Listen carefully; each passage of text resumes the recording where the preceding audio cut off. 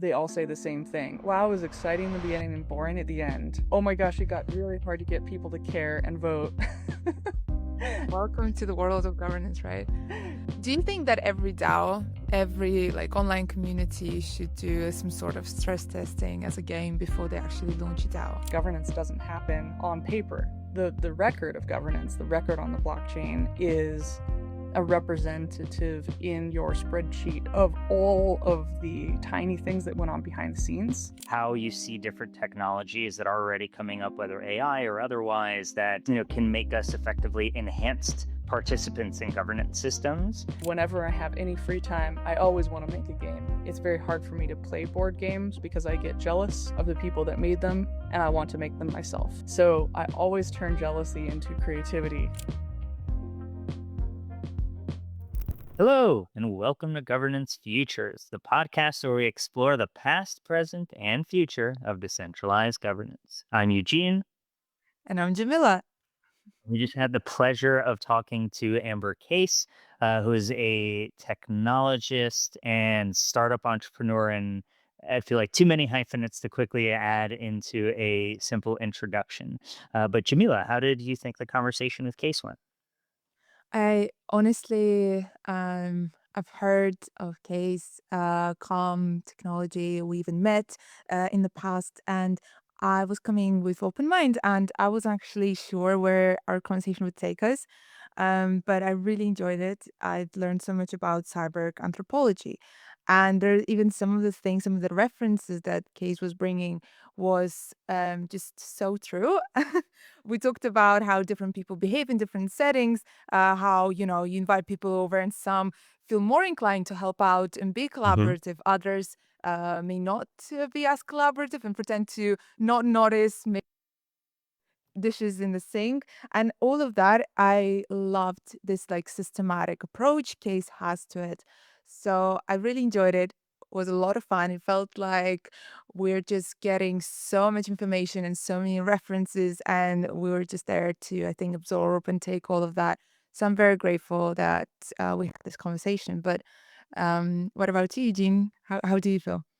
Yeah, likewise. That was such a fun conversation. And I realized that just in the first question, when a Case started talking about cyborg anthropology, and I believe Case mentioned that it was an actual major. I'm like, hold up. If we Yeah. start digging into this, we're just going to spend an hour on cyborg anthropology. So I have to hold that follow up back.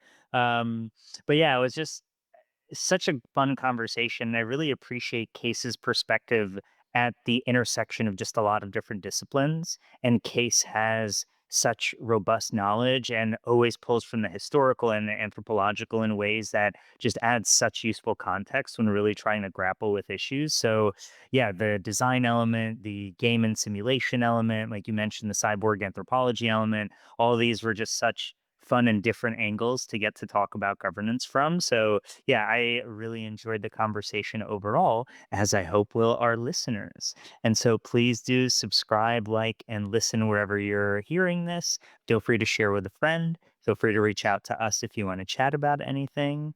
And here's the conversation with Case. Thank you so much for joining us today, Case. Really excited to jump into the conversation. And to kick things off, I wanted to ask you a question about your book, in which you explore how technologies ranging from phones to different platforms that are used these days are all pretty much playing one way or another into turning us into cyborgs by shaping how we live, how we remember, how we interact.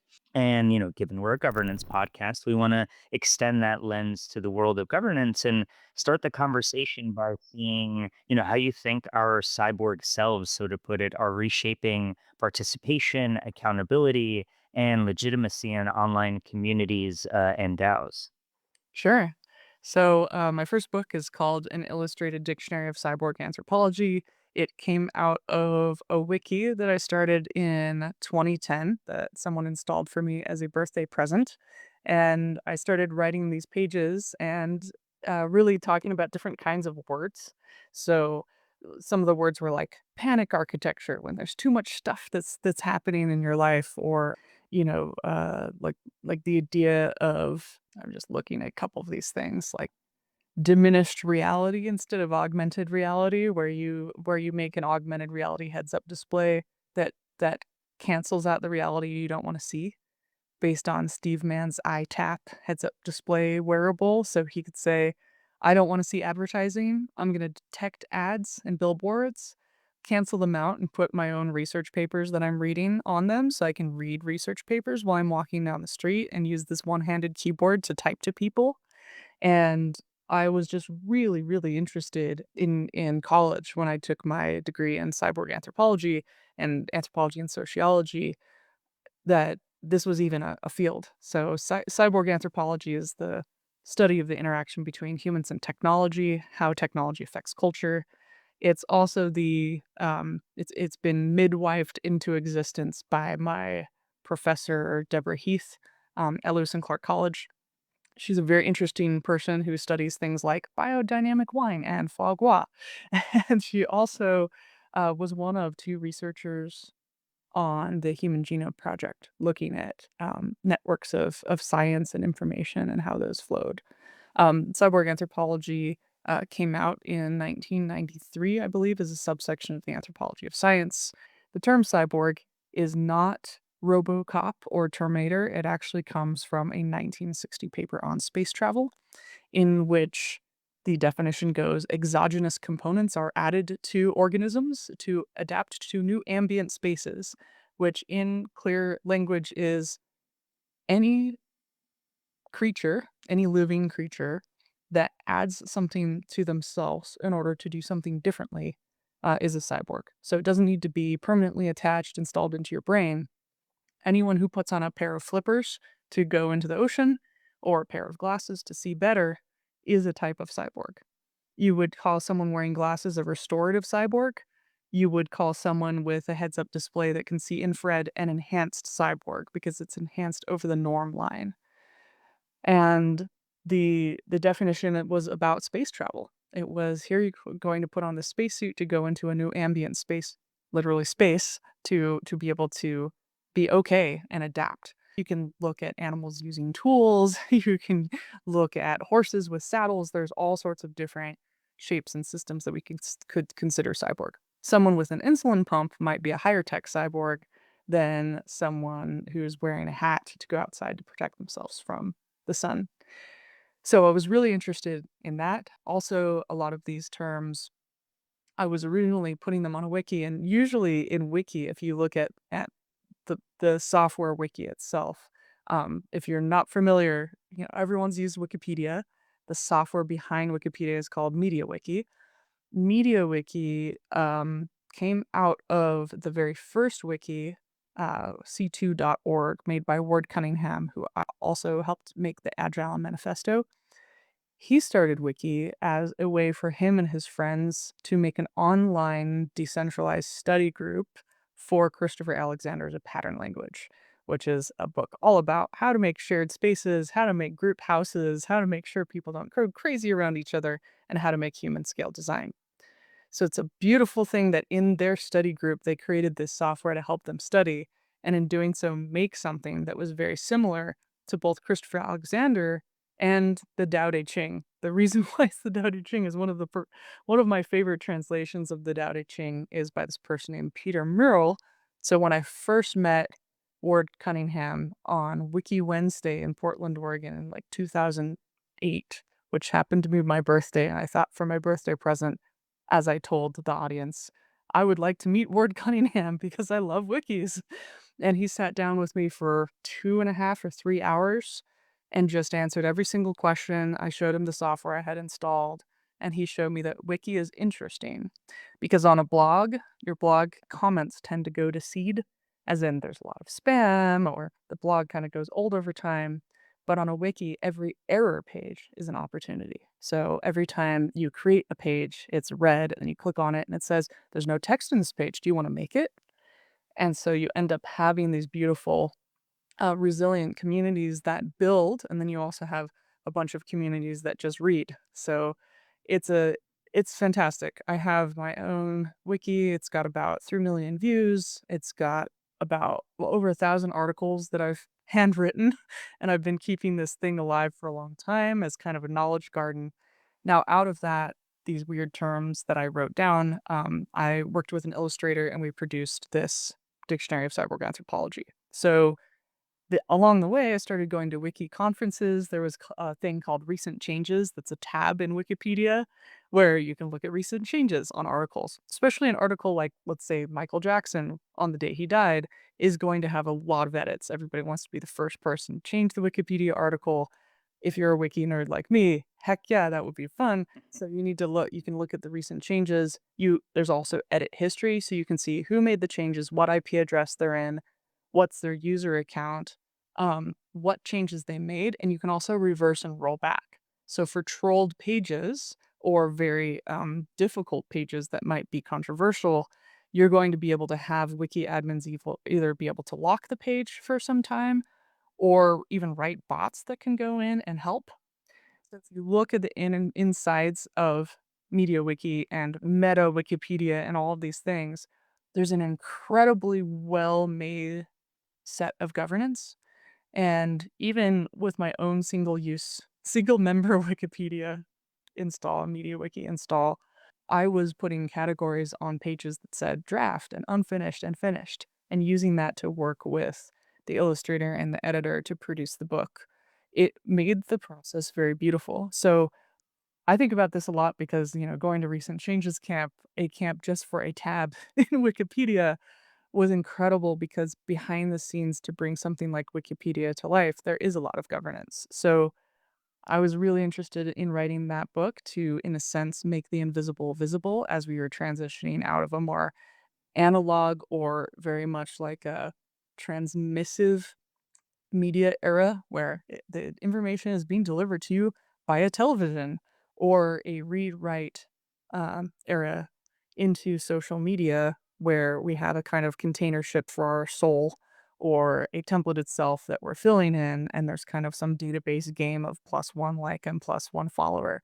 I just wanted to create some new weird language or at least capture some of the existing language to get people into a metacognitive understanding about what was going on online and how they could even govern the self. Of course, I read a lot of Tao Te Ching, so part of it's about governing the self, part of it's about governing a group.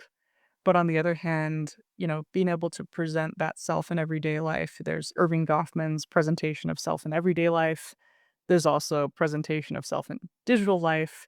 There's instas and finstas, the thing you present to yourself virtually that looks like an influencer is very fancy, and then the real one behind the scenes that you share with your friends. Early on, there was an anime called Serial Experiments Lane, which was made by some people who used to work at Apple.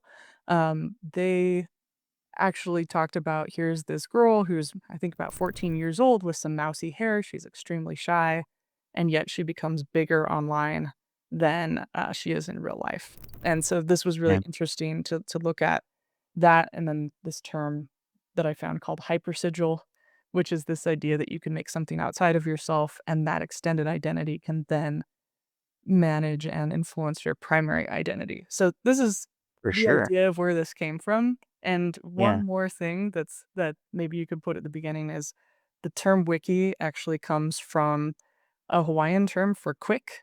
There's a Mm. wiki shuttle at the airport that Ward Cunningham was at in Hawaii, and it says Mhm. it's the wiki shuttle, the quick shuttle. So he named the software Wiki for quick. And I think it's Makes just a sense. nice little tidbit of it is pretty quick once you get used to it. Yes. Yeah. And I guess as we're talking about these elements of, especially with the way that you were framing it with the, enhanced, say, cyborg elements. And I guess leading into this general conversation where, we want to explore the future of governance, it'd be interesting to hear what some thoughts are on your side of how you see different technologies that are already coming up, whether AI or otherwise, that can make us effectively enhanced participants in governance systems and how that can be, I guess, start with the beneficial side and maybe we'll touch on some of the not so beneficial or scary sides later in the conversation. I think everyone likes to quote Marshall McLuhan, the idea of like every affordance has like a taking away on the other side, that there's almost like a law of conservation of effort and affordance. And there is a sense of, why I tried to make this game called DAO Game, um, was that I noticed that people would participate in DAOs and they would be very excited at the beginning. Let's make a DAO, almost like let's make a new band. And then once you have to deal with the press and, booking your tours and practicing, a lot of those same people who were so excited at the beginning, they're like, I don't really want to do this anymore. This is actual work. And so there's that dopamine that's associated with the genesis of an idea that's separate from the doing of the idea. And so what I noticed in DAOs as I started to get really heavily into DAOs like Dinner DAO and things that had real money involved, and interviewing people who did Constitution DAO, is that almost pre-testing what you do before you do it can really help. I was very inspired by some of the simulation tools that you would use to do circuits, like Spice from 1974, that someone showed me. The idea is that it's very expensive to build a circuit board in real life. So why don't you have a simulation of what's going to happen first so you can have a run through of it? Then you can decide whether that would be the circuit board to implement. So with DAOs and DAO Game, which I made in one night, I was staying up really, really late at a friend's house. They were moving out. They said, "Come over for Complexity Weekend," which is an online conference in the like England time zone. So we're staying up really late. And then I was so excited about all of the ideas that I was seeing and the fact that Peter Murrell was there. Like, I actually got to meet him for the first time. I was so excited. We had eaten really good food and they put me up in this room that's completely empty except for a salt lamp. There's nothing in the room at all. Now I brought almost nothing with me because I'm just staying at their house a night before they move. Mhm. And so I'm inspired, and whenever I have any free time, I always wanna make a game. It's very hard for me to play board games because I get jealous of the people that made them, and I want to make them myself. So I always turn jealousy into creativity. And it's very rare that I'm jealous. I'm not jealous. Like if somebody says, I went on a great vacation, I'm like, that's cool. But if somebody says, I made Magic the Gathering, I would be like, oh, I want to make that. And because I know you, now I'll be more likely to be able to make a successful game. Success for me And is not money. It's about getting people in a room to be delighted or change how they experience the world. So early on when I was doing a software company, I made my own custom Sellers of Catan game out of like craft store parts. It was fully articulated grass and sheep and wood and all of these little things. We would play this a lot. But I wanted to make a new game. And so DAO game was, let's have blank cards that are laminated. Let's be able to draw our ideas, start the DAO, have your governance tokens represent it really, really fast, and let's make it a party game. So it's even better if people are at a party, if they are on yes. some psychedelic, if they're drunk, if they're stoned, whatever party things people do. Oftentimes there's a big group house and people are all into crypto, so it's very easy to run. The idea is just to get people together to experience that joy at the beginning, and then just like real life, you can see the fall offs. That person's in the bathroom, that person left the party. They have voting tokens. How do we get that to happen? We even have challenge cards where it says somebody lost their private keys. So it was all about trying to get people to experience what it was actually like over 6 months to 2 years in a very compressed space of maybe 45 minutes to 2 hours. I was actually about to ask, okay, so how long are your games usually? Like 45 minutes to 2 hours, I think it's reasonable. But I'm just thinking, in order for a game to be as close to reality as possible, it has to go overnight and, a weekend preferably. So, you run into maybe some conflicts, some, I don't know, disagreements, and you have to solve all of that.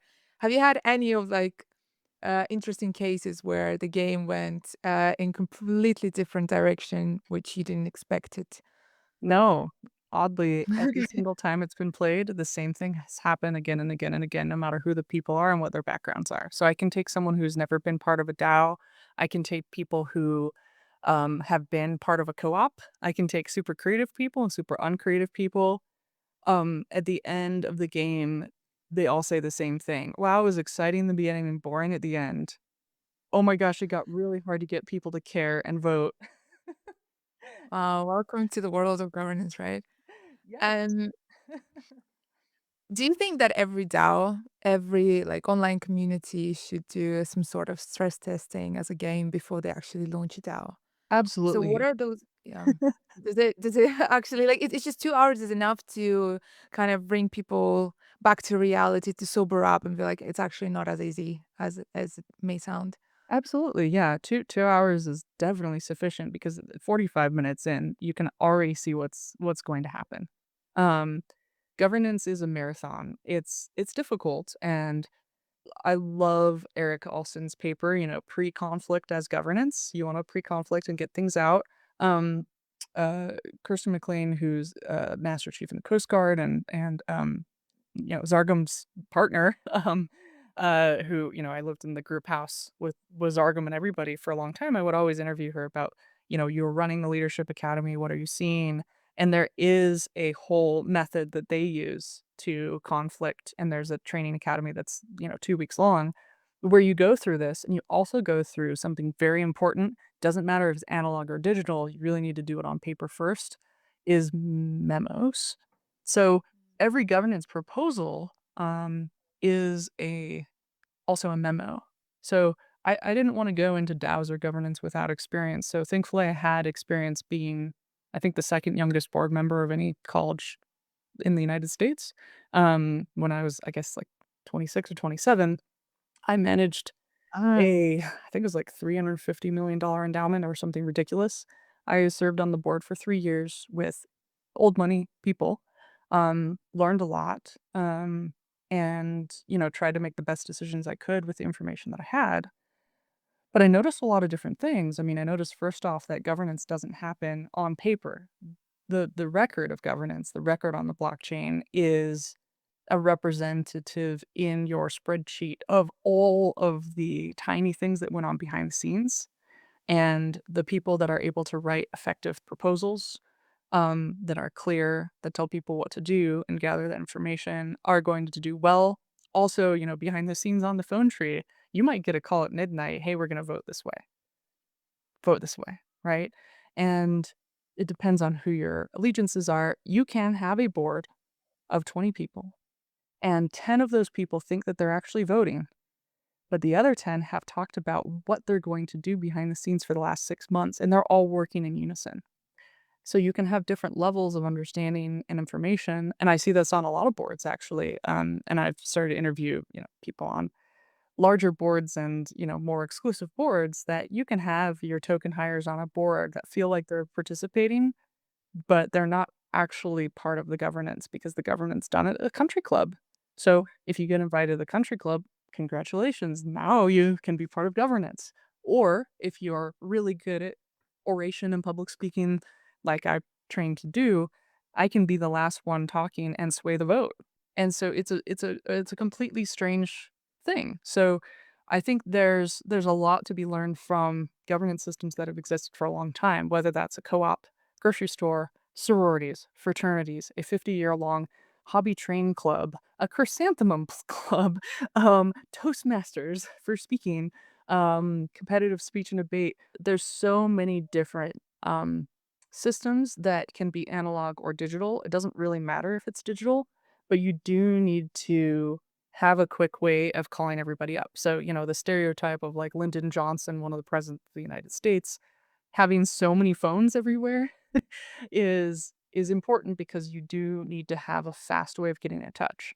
And a lot of times it's a phone. It's not like, "Oh, this person's in Venezuela on this, yoga retreat finding themselves." Well, this vote that you've set up to close within 24 hours is within the window of their silent retreat that's tech free.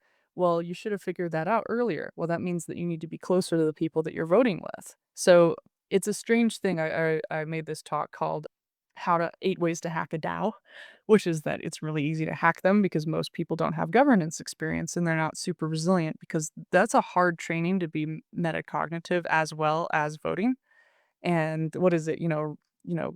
Law is reason free from passion or whatever the quote from Legally Blonde. But I think it is really about that. How do you have a community? And I think for a lot of things, like looking at ultimate frisbee, for instance, or sororities, fraternities, you have rushes, You have fun, silly events in which governance is done with pizza. And you have incentives to do governance, and a lot of it's in real life. And so the governance is really shifted into these rituals. And it's the same, going out to Eastern Oregon and talking with tribes out there, like, how's your governance done? Well, we take 3 years to do this, and you have to be this in the community.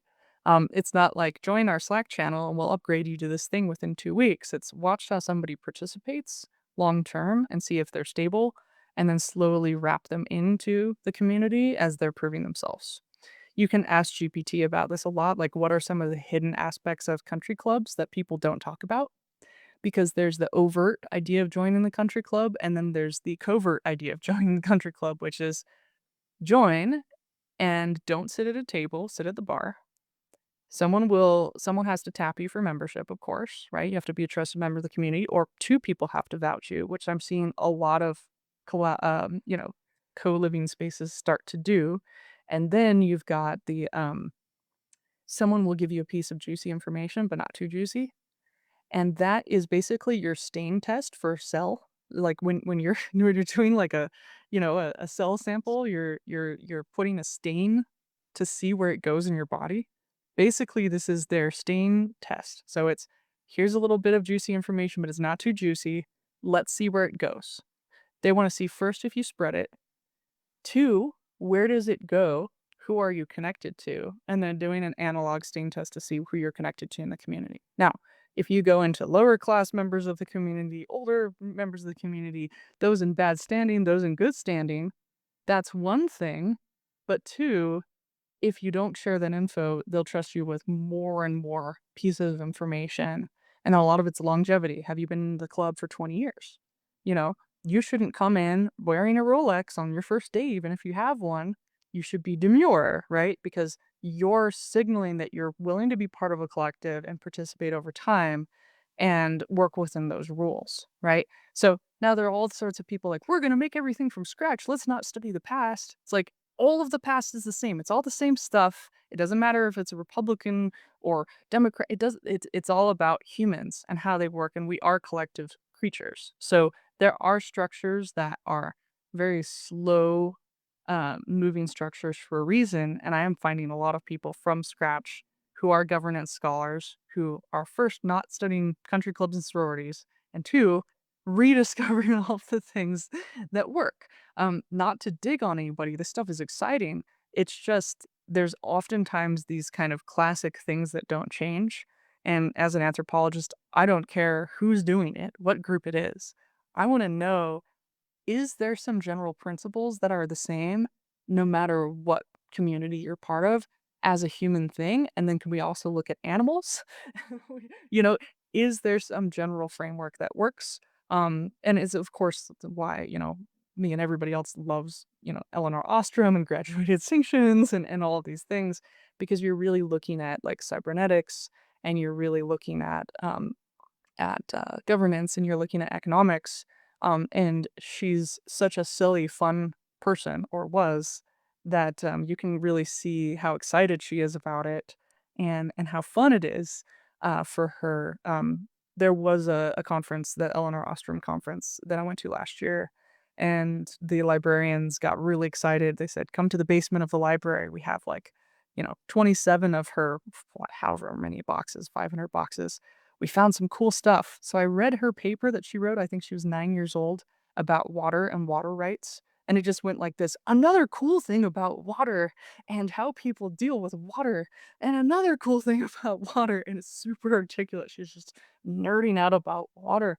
And I just love seeing that, because there are a lot of people in many communities. There's some big person that's done a thing, and then they're like, I'm going to riff off of this thing. I'm like, no, what do you think? Well, this person said, no, what do you actually think? Are you playing with the substrate? Are you being silly? Are you exploring and discovering? Is that, serotonin, dopamine center attached to being on the frontier? Or are you just LARPing as somebody else because it's too scary to go out on your own? And that's not to say everybody should do that. It's just a lot of this is asking the right questions. Why do we have DAOs? Also, where did the term DAO come from? Most people are like, I love AI. I'm like, where did the term AI come from? Where did the term DAO come from? And, the term DAO came from a paper on home automation about a decentralized autonomous organization in the home where the home knows to turn on and off the lights. It's basically digitizing what used to be done by servants in castles. Turn on and off the lights, blow out the candles, close and open the curtains, like, turn on and off your HVAC system, open the doors, get your air in there. So it's a really interesting thing to see that it was actually about this, and that in the speech that I gave, it was, it's not decentralized. You often know who it is. It's not organized. It's often a disorganization, and it's not autonomous in that it's extremely manual labor. But it's really cool to think about. I just think that it can hurt people really hard if there is a token of value associated, and therefore a simulation can really help people understand the substance of what it is before you actually commit to doing it. Because the amount of conflicts that I've seen in these that have to be arbitrated can really tear people apart worse than a game of Risk. Even in Risk, you can have people upset with each other. um, so to me, it's really interested in to me, it's very interesting to look at the meta around these things and to try to zoom out and ask origin stories, examples in analog, and then, what parts are stated and what parts are not. It seems like from what you mentioned in Web3 governance, I can't help but think we're just replicating the same things, problems, principles, just like we often pretend that it's something new. Some problems that are just very specific to Web3. Some of them might be, but generally, I feel like at the end of the day, we were humans. So we bound to repeat certain mistakes or patterns of behavior. And I wanted to also follow on, the existing kind of design structure. So earlier in the season, we had Angela Walsh and her research basically highlighted the roles that we will play, often unconsciously. Obviously, we're all like members of society, partners, brothers, sisters, contributors, etc., etc. But it was very interesting that when we are trying to also communicate with others, often those roles we're assuming it's not a conscious choice. So my question is, a year ago, you've mentioned in your presentation that design is governance, and every design choice shapes how people behave. And from what you've mentioned about those just rounds of, I don't know how else to call it, but like initiation ceremonies, or if you had to be vouched by several people, and all of that. So it is a design, it is a choice. In order to be in a specific room or at the table, you have to conform to certain rules, accept the rules of the game. So how should we think about governance processes, where so many of our daily interactions are mediated by design choices rather than explicit rules? I don't think anybody will tell you that this is the like written rules that you have to be at the bar at the midnight, etc., etc. But you learn through, just communication, something very informal, very often not even written because you don't want any trace of that evidence. So to people who are so completely outside of governance world, crypto world, mm, it sends rather pessimistic note. Like if you're not part of the club, it will be very hard for you to get in. Do you agree with that opinion? Do you see any problems maybe with this reality, or is it just something that, well, it is a fact and you can either deny it or deal with it? I'm just telling you how it is. Yeah, mostly it's just I'm telling you how it is because there's this sense we have this and it's in a sense this is what it used to be called. It used to be called a nerd fallacy. Let's make sure we have everybody in this community. Even if someone's really disruptive, they should be here. Or there's this idea of inclusivity.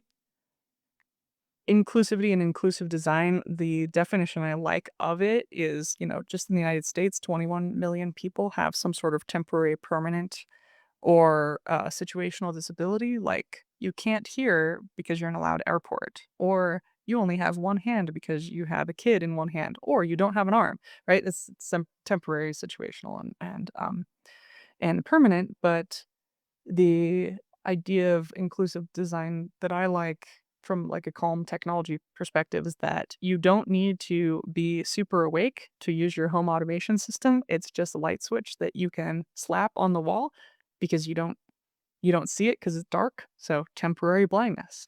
There's raised bumps on the buttons on the back of the TV so you can feel and touch. You don't have to, turn your phone light on and turn the TV around to touch it, right? So it's the same thing with governance.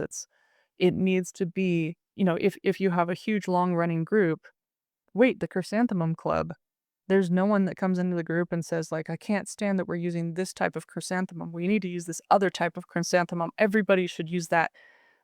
Somehow those people either don't show up in the groups or the group, because it's so long and so boring or something, really resists those kinds of people. You've seen this in software where it's like, well, we need to use this piece of software or blah, blah, blah, blah. Those groups to me are very much like the article that I wrote on design as governance, which goes like this. I'm sitting there in a coffee shop in LA. All of the tables are put in a way that have no outlets associated with it. The Wi-Fi password is in the back in a way that no one can see, and now the barista has to tell the Wi-Fi password in addition to doing their job, and eventually everyone gets really mad. This cafe was supposed to be for relaxing, yet everyone's in here on laptops. Obviously, the owner of the cafe didn't want it to be used for laptops, but this is going to make them the most money, and we all mutiny and we put the tables where they need to be. And thankfully, the tables are movable. And the analogy that I wanted to make in that as design as governance is many people from the top down make either a governance shape or a system or a restaurant in which all of the tables and chairs are put on the ground, and this is the only way you can use it.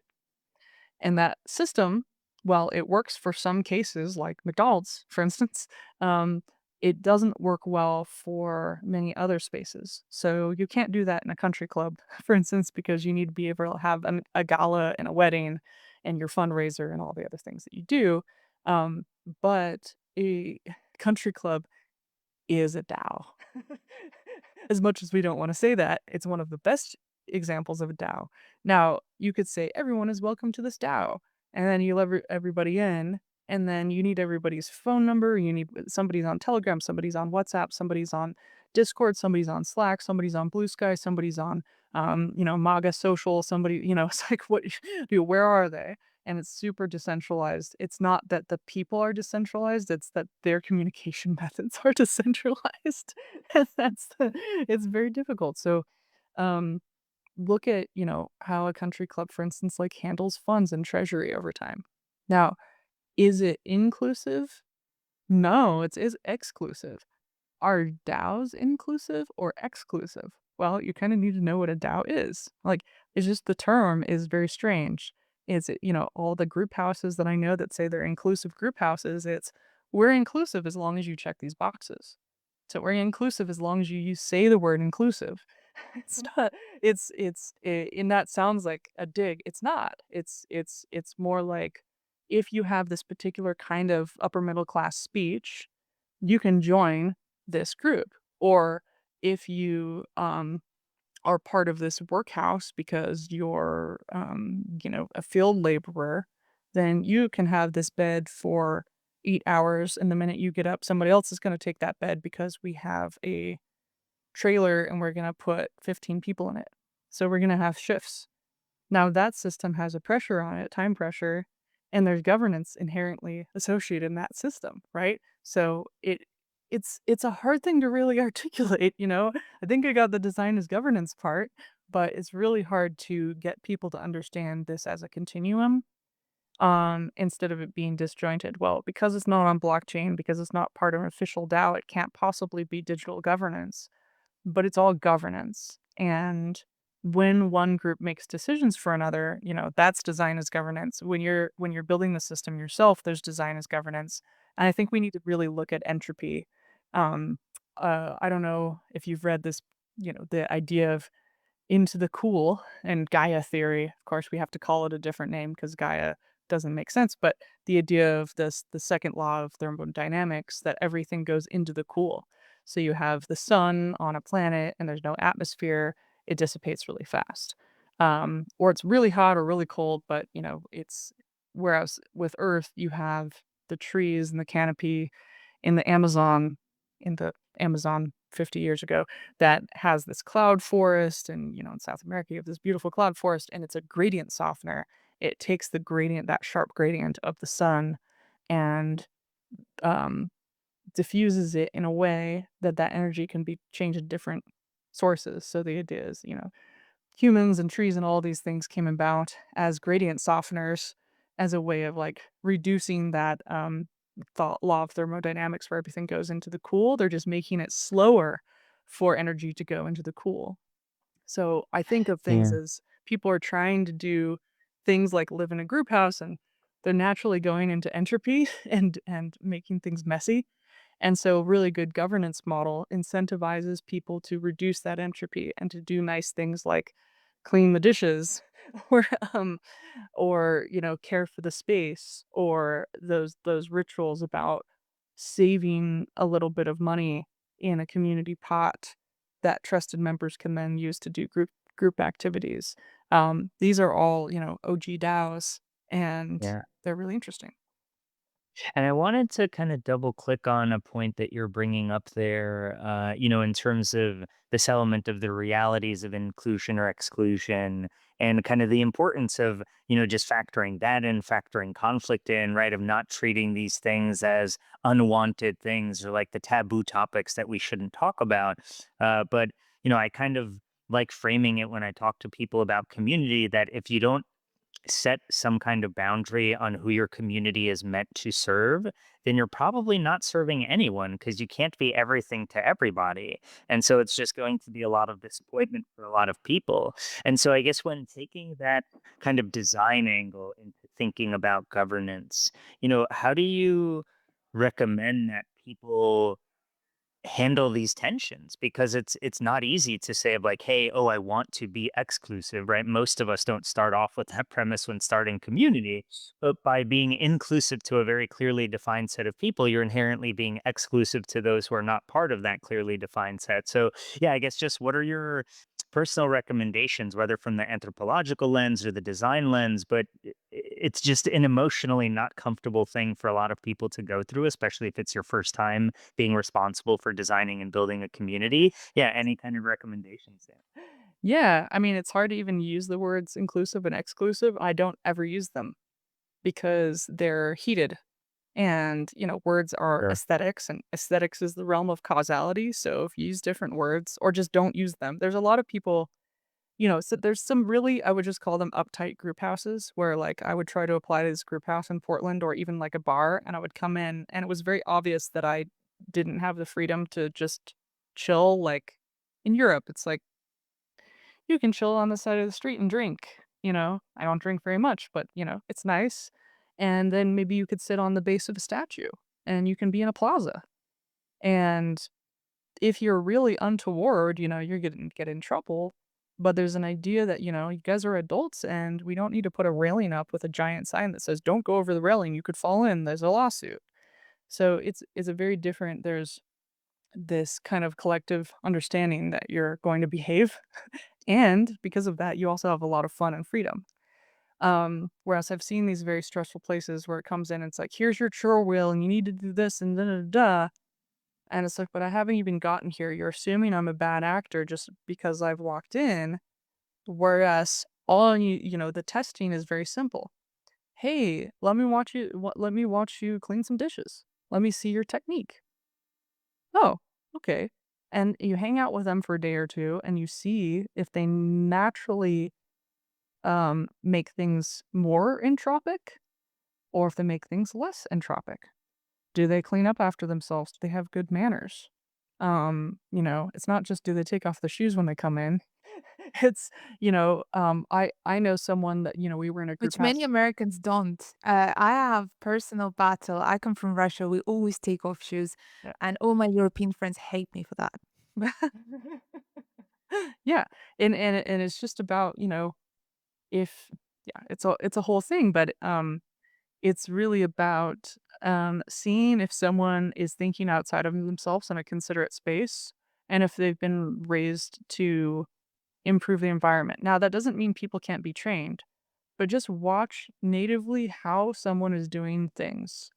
Because you might find someone that's super messy and negative and making the space bad.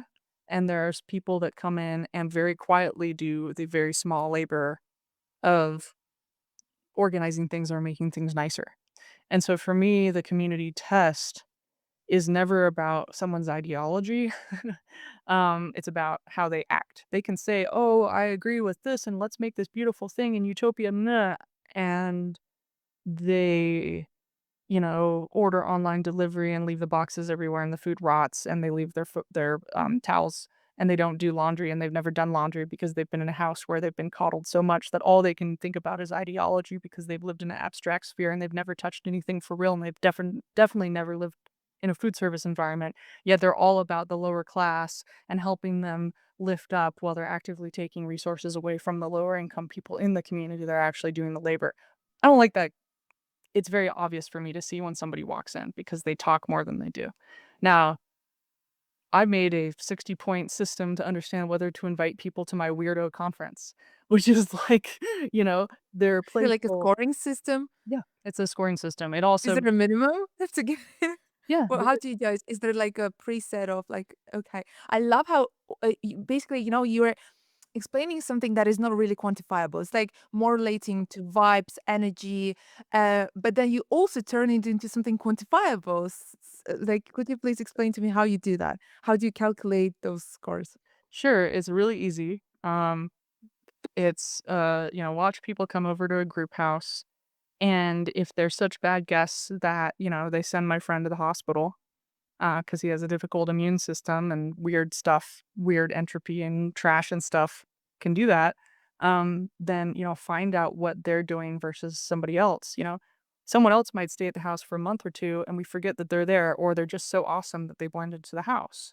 Or there's somebody who overstays their welcome, assumes that, while they have COVID, they can use everybody's neti pots and, that they are entitled to the car and that they don't have to ever pay rent and that they keep saying, "No, I don't have any money. Like, can I have this?" Or they eat all the food. It's pretty obvious once you live with someone for a while. Or, you have one of my friends who, when he was at the group house at Harvard, he brought an entire kit of stuff to clean with. And he said, it's so nice. He just sat in the corner during the party and did the dishes, and the sink was always spotless. That has such a huge effect on how we experience a space because all of those things are peripheral attention and that peripheral attention really matters. So I have this thing. Now a lot of people might say, like, that's terrible. How could you do that? But in reality, it's like I would prefer not, to have my friend not go to the hospital because he, might not have, he's super kind. And that's what makes it such a great group house. But sometimes people might overstay their welcome. It's really hard to tell them no. And that, and it's not that, you want to do that on the way in. You just want to see over time. This stuff has to be soft because if you assume everyone's going to be a bad actor, all of the good ones feel terrible and all of the bad ones aren't really changed. But you can kind of see over time, like, what does it feel like, um, to be in a place with someone? You can also have, we have some friends that are super messy, but man, are they and I'm messy too, but so I figure out how to do that within a house and when to leave, and how to do that. But then, I find like I say cool things and people like having me around, even if I'm a little bit messy. So maybe I should always show up with someone who's an anti-entropy system so that it's a net neutral on the environment of that peripheral chaos. So I think there's a lot of it is just being outside of yourself and being really good, or a space, like the crypto commons gathering in Vienna, the commons hub. That was an amazing space because um there's loud music that gets played on a record, so it's like really good sound, and we all clean certain time of the week. And then everything's really sorted so that the people who are on ships to make the food, but we're all doing this at the same time. And I'm practicing de-entropizing a place, so I ended up just completely sorting the bookshelf and putting nice things together, which I've never done before. And that was my task, and I spent like 2 hours doing it. And the conversations that we had in that beautiful space afterwards were totally different than when it was chaos. So it is really interesting to see the cause and effect. And, I would really like to give you an example of, of some of these things that I wrote, because it's really the nuanced stuff that then creates when you put a bunch of these people in a room. You can have one person that's kind of like annoying, and the conference can sustain that one person and kind of help them understand. Or like I said before, watched how somebody washes a dish, there's like a really cool way of doing it. If have have your laundry machines in your group house, have two extra and have them in the kitchen. Have your rags, that anybody can contribute to for your clothes pile, that you don't want anymore. Cut them up. Have your nice dish soap and use rags to clean most of your stuff. It's so easy to clean. You don't have to worry about sponges, and then you just launder them at the end of every shift. Then suddenly you have a huge pile of stuff, and it works really well. Those are like little tiny things, but you're not going through like paper towels and all these things. You're actually using less water and less resources when you add it all together. But some people have never been trained to clean a dish. So what you need to do is figure out people's normal entropy systems and teach them in a supportive environment the stuff that they didn't learn when they were kids. And do it in a way that doesn't say you need to do this. Make it system two, system one, system two type thinking. Make it the systemic thing where it's like almost as simple as air, that you just find yourself doing it. And when everybody does that, you have a better space. Now, that's hard to it's hard to do because you can pick some people, but yeah, so I have this little system right here. Um, there's an overall score for whether they're additive or draining, tolerable in short bursts, and dangerous. um and, a lot of it is riffing and exploring or not. That's the first variable. So when you're talking with somebody, do they riff on it and they're like, "Yes, and that's cool," and you kind of have a fun time? Or do they say, "Well, that hasn't been quoted in the literature, therefore." And that comes down to that scene, Good Will Hunting, where, the guy comes in the bar and he's starting to, quote Wood and Johnson, page 172, and Matt Damon's like, are you gonna plagiarize the rest of the book, or you have an original thought of your own? And the guy is like, "Well, no, no, no," and quotes more. And then he's like, "Well, I'm gonna, take my kids to skiing, and you're gonna be serving up McDonald's." And Matt Damon's like, "Yeah, well, at least I won't be on original, but if you want, we could take it outside." And he's like, the whole number scene with apples. But the whole thing about that is like, it's Matt Damon and Ben Affleck are nerds. They made a movie that is something that you encounter a lot, and there are a bunch of people that say, "Oh, wow, that person memorized something, that must be smart." But then you see who's win the Nobel Prize, and it's always these doofy doofballs, when you really talk to them. And I've gotten to talk to a bunch of them. They're doofy doofballs. They're great. They are not afraid of asking the question or moving the thing forward, especially when nobody cares, and they work on it. And then a lot of them are like, "Oh man, the prize actually sucked. I get a call early in the morning, and now I can't just go and nerd out with like 12 kids from a school. They got to put me in front of an auditorium to talk about a subject that most kids don't care about, instead of meeting with the 12 kids that could care." So a lot of that, Richard Feynman especially, winning the Nobel Prize in physics, it's this idea of, now this prize has been conferred to you by Alfred Nobel, who is a snarky snarker himself, who, didn't give any of his money to his family, but I think he put the Peace Prize in Norway, and then had the rest of them in Sweden, because Sweden and Norway were fighting at the time, so it was a way of forcing them to deal. I mean, there's just all sorts of pranks that he put into this prize, so that he could reward, not people who are Machiavellian and really good at looking like they did something, but the people who are actually doing the thing behind the scenes. And I think, this list is very similar to like how you would identify those people behind the scenes that might be a bit more laureate worthy, because it's the dynamic riffing. I have an entropy column. There's a lot of options per column, and I have it in Notion, and I color code it, and so you can look at it and you can look at the average color, and then that averages out to see whether it's like green or red. And so if it's more green, then it's going to be better. And if it's more red, it's going to be harder. It's all red, it's dangerous. So it's a calm tech guide. But so there's entropy reducer, um, a creator, an external reducer, a creator internal, make their life easier, make their life more complex, drains resources from others, and this one's really long. And drains resources from others and overstays their welcome. So all of them are based on real people that have come through all the group houses I've lived at. Um, the category, you can have a creator, a consumer, or you can have a repeater, someone who just repeats a paper but has no opinion on it. And they look smart because they've linked to a paper. That's kind of dangerous. You have to call them out and they really don't like it. Like I had some people at a conference and this has happened sometimes where I didn't check and it wasn't that they weren't smart, it's just that they took longer to do things and they weren't used to coming up with a thought. It's like when you have people play with a pile of Legos. I will always have people join. I had a startup some time ago, and new team members, I would just walk around the office and then I would linger just a little bit at the Lego table. We always had a Lego table, and then if I saw them gravitating towards it and just started building things, that was one of the check boxes. It was all I didn't care about resume. I didn't care if you finished high school. I cared about, if we're in line at a store, tell me about like how this could be better and easier. That would be a good manager. If it's a Lego person and they like making something and they finish it, they're gonna be um really good.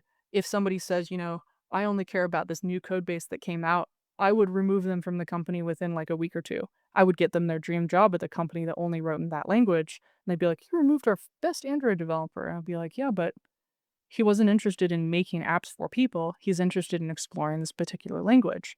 That's a different type of person. He can go and make that language better, but we're making stuff for people and we have 5 million people using our stuff. So we really need to make sure that we're more civil servants. We're making a sanitation system. If you want to be part of the experimental department that does waste treatment, yes, please. But we actually need to make sure that we're pushing crap through these toilets and sanitizing it so that people don't die of, terrible diseases. So these are some of the things is like attention commitment is a column, requires continuous attention and effort. Now, Please. everybody who ever been over at Medical House suddenly feels self-conscious Well, when something good. that's why I love MetaGov House because a lot of the people that kind of self-select for the MetaGov Slack, um, it's awesome. Like, I love MetaGov people. Like, that's why I love going to the house. Like, there is a lot of magical stuff. A lot of MetaGov people play well by themselves, but if they don't, they're riffing and enjoying life and having fun. And also, like, people do pitch in and do the entropy, or they create, or there's like shakshuka. There's stuff going on. But I think it's one of the best places at East Denver. I also like how I got into MetaGov. I was at the decentralized web camp a long time ago, which I got into because I gave that talk on 8 ways to hack a DAO and then said I had this DAO game. And then I think Cent was like, "Hey, come to this thing." I got a little bit of sponsorship to come in. And then I saw the MetaGov sweatshirts and I wanted one. And I think Josh was like, "These are for members." And I was like, "How do I sign up?" And I hung out for like the whole time at MetaGov because I wanted a sweatshirt. So for me, I'm very like swag oriented. I'm basically a dog, so I want to be like I will behave, I will do tricks, whatever you need me to do. I want a sweatshirt, and I treasure that sweatshirt. Well, hilariously, then I got really into the community because of this sweatshirt that had great vibes. So, I think, there's also like I just want to go through a couple of these and then, you can cut whatever you want. Like, humor playful score, positive energy humor default, self-deprecating. There's a lot of people who are really funny, but they're inherently really depressed and they might be self-deprecating. It doesn't mean you shouldn't have them around. That's not a negative, but also that you should, really hug them so they're okay, right? Like a lot of these tell you about their own cybernetic methods. Some people never have any slack in their lives, not the software, but they don't have any slack, so they're always like, "Oh, I'm always overwhelmed, and da, da, da." It doesn't mean that they're a bad person, it's just that it's really hard for them to make boundaries, and they are really smart. And so sometimes, those type of people, you need to have some sort of intervention. Intervention looks like having something nice with people to de-stress them. You have to find out how they de-stress. There's social awareness, there's socially neuroatypical and aware, which is fun. There's socially incompetent and unaware, which is difficult. One person who was like in his 80s at Cyborg Camp one year, which is the little conference I run, we had to fight with him, and we had, like, 2 other 80-year-olds and a couple other people, like, upgrade his understanding of what he was saying, and we had him be quiet instead of interrupting everybody for a couple of sessions, and it was awesome. Like, we tag teamed in this beautiful way, and we got him into a shape where he's also, like, a famous inventor of a very important piece of software, so it's really hard for him to, like, have people be like, "Stop. You might not know everything. Let's find out." And thankfully my mentor was there who's like 84 and he was kind of helping this process too. And so it's a lot of work to do that sometimes. So there's like extremely socially aware and terrified of everything, like overthinking. That's me.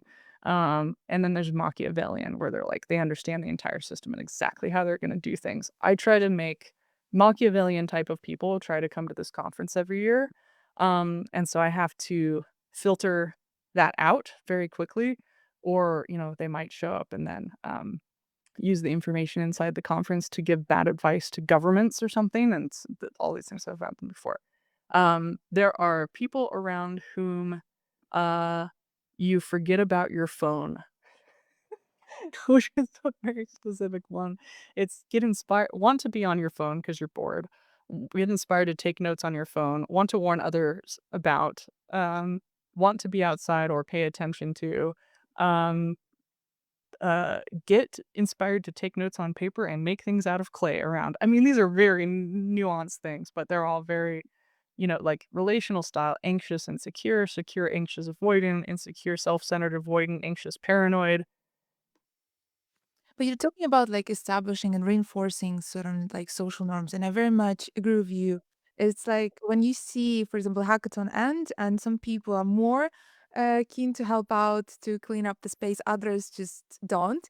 And I was always thinking to myself, like, I noticed those things, but I was thinking just because it was brought up by a Slavic mom, which is basically when you check out of a hotel room, you have to make sure that the bed is made and everything is like I was like, "It's probably just my setup that is a bit weird."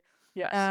But And Can but also, confirm, not yeah, not also unique to when you interview hotel staff, you say, "Do you want me to make my bed upon checkout?" "No, I want you to strip the bed or just leave it." Because if you make mm, the bed and it's perfect, it looks like you didn't sleep in it, and we don't know, and so it actually takes us longer to deconstruct the bed, and we're, like, quizzing ourselves. "Oh, no." okay, now I know. I've never actually Yeah, and okay. you've got a handheld antibacterial steamer, and you're gonna sort that bed perfectly and clean those sheets and put it back on. Because sometimes, like, if I wanna be a really good house guest, I will clean my own sheets at a low temperature, and I'll, like, put them back on the bed, which is just completely crazy.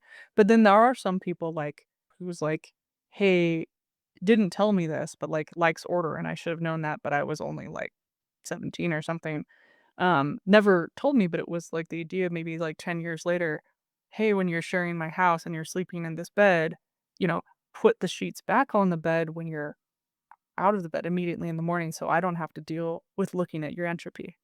When you say make yourself at home, it's like make yourself at home to the level that the home surrounding is at, So, and now I have a guest bed in the living room, and actually, when guests stay over and they do make the bed after they get up, oh, it's so nice in that living room, right? So it's interesting because if they had their own room and there was a closed door, whatever you want, I don't care, you know.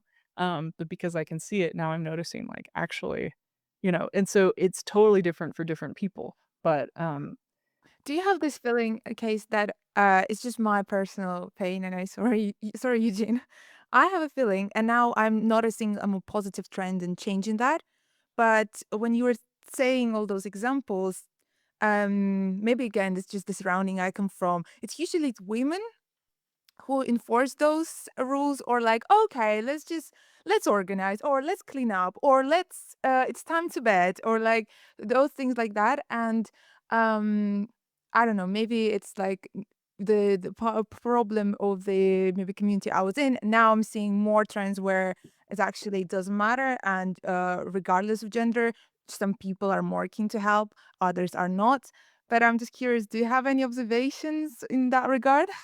Yeah, and I think this is a good time to bring up the book The Phoenix Project, which is about kind of an IT disaster that this guy who got promoted to VP had to deal with within 4 days of, is a total mess. And it doesn't matter necessarily what gender it is. You might say like system administrators at a company are always slung with a specific type of work, or like women are associated with whatever gender it is, it doesn't totally matter. It's that there are sometimes labor that gets stuck in a specific individual because they're good at it. Like when I come home um, to my mom's house, there was an expectation for years because I was doing system administrator and because I was working at a computer repair shop that I would maintain these machines. Um, but then I realized, and the Phoenix Project book is really good about, they identified the bottleneck in the organization, and they had the IT guy that was the guy that everybody gave their problems to. They had him go on vacation for a week, and he cried. Um, it was because every time you sent a problem to him, you were training him to be good at that problem, and nobody else got to learn.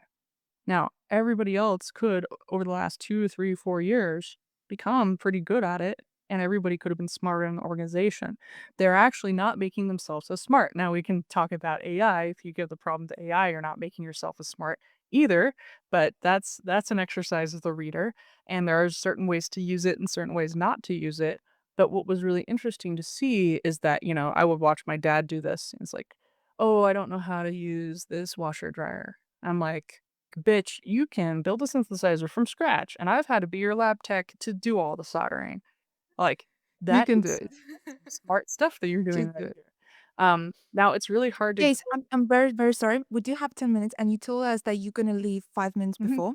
yeah. I really want to ask you one question on AI, and we have a quiz. Okay. Shall we do it? Because we Sure. can't really let it go without a quiz and asking you about Comtech and AI. Okay. Okay, I apologize. I wish we didn't have to stop. Okay. Okay, sorry. Um, you're founder of Comtech Institute and, from what I can gather from the website, is dedicated to redefining technology that enhance human life without causing stress and distraction. And one of the principles is use the minimum tech needed to solve the problem. And it's very interesting because I feel like currently everything relating to governance or not, whatever you want to do, there's an AI tool that can make it faster, more efficient, whatever, whatever. And we discussed with previous guests that there's just more tools than actually, things to solve and problems to solve. So, could you very quickly maybe give us a little bit of your insights on this, the trend that everything becomes more efficient and AI driven, and your approach for minimizing technology or not using it when you actually don't have to? Sure. So Mark Weiser, talking about Calm Tech in 1995, talked about a future in which there would be pads, tabs, and boards. So there'd be these big boards that would give you situational awareness, and then you have these little pads and tabs. You could give these tablets around to people because they were on a local network and it was e-ink. And so if you wanted to give somebody an article, you give it to them on a physical tablet. And they could read it and they could also erase it and put a new thing on it and give it back to you. But the idea is that these might be like $3 or $4. You would have badges that you'd wear around your neck to see where you were in the company, and on a little board, you could see if everybody clustered around a specific room, and they actually did this with Olivetti, the original typewriter company, the Olivetti Smart Badge. You could see on a big board, um, who was where, and so you could see them converging on somebody's lab, and you could go and enjoy seeing what they did, and that was the analog social network.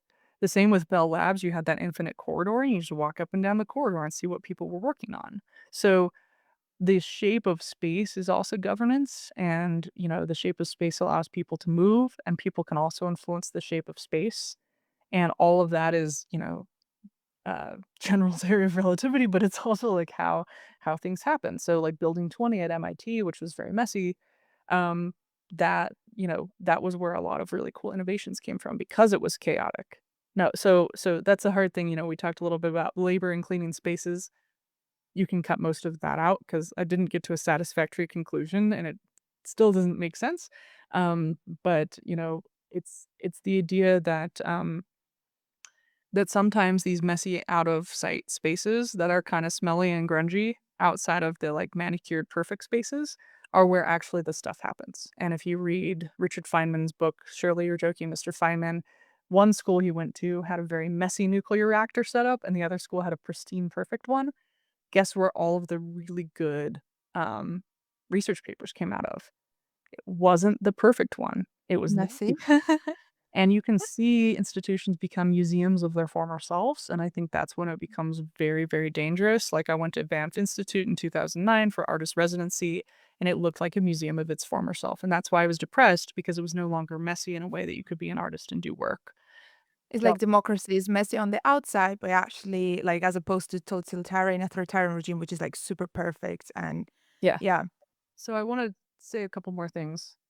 You asked about AI, and I think in most things that people do, if you're learning woodworking, for instance. You're learning about not necessarily history of woodworking, but you're learning to learn it alongside yourself. It takes like a year to learn how to drive or less, or, you know, infinite time to learn how to write. And once you learn it, it's a pass through.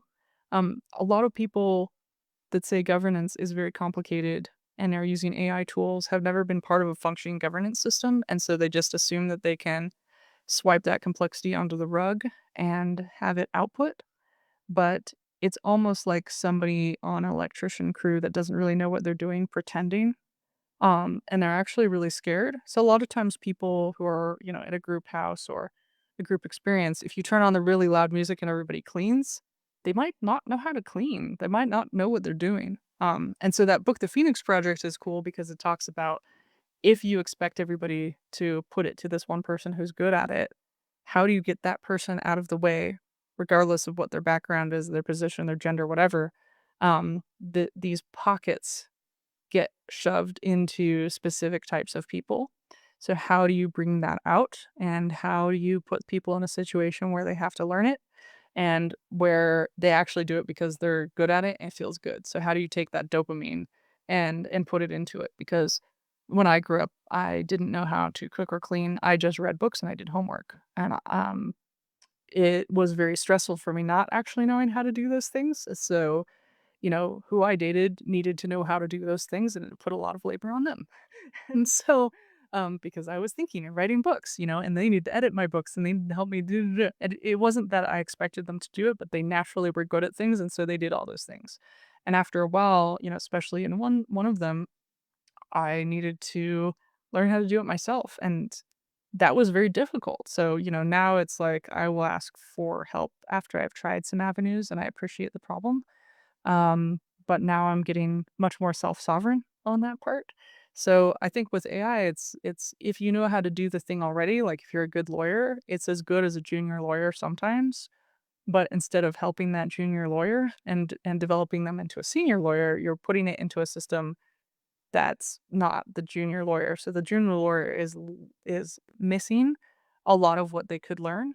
Um, and then that's not uniform, but it is, how do you know when to use it and how do you do the hard work? And so I feel like both of us just want to keep talking to you about so many things, but unfortunately, due to time, we'll jump to the quiz. And so we'll do rapid fire, couple of questions for each one, looking for a one-word answer. At most, hyphenates are okay. But the first one, so to start off with a more broad one, what's one thing you want people to change about their relationship with technology? One word is hard.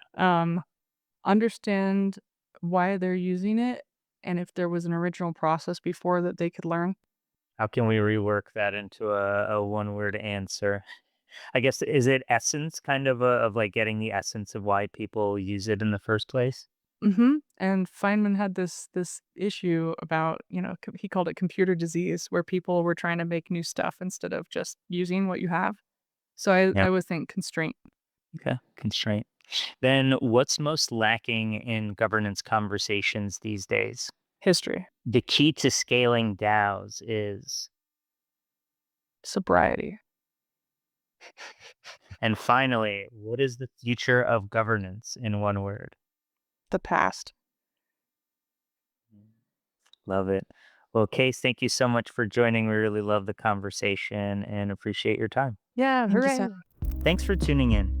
The Governance Futures podcast is sponsored by the Scroll Foundation and produced by the governance team at the Foundation, Jamila Kamalova and Eugene Leventhal. Any music and photos are attested in the episode description. Feel free to subscribe, leave a review, or share with a friend. Until next time.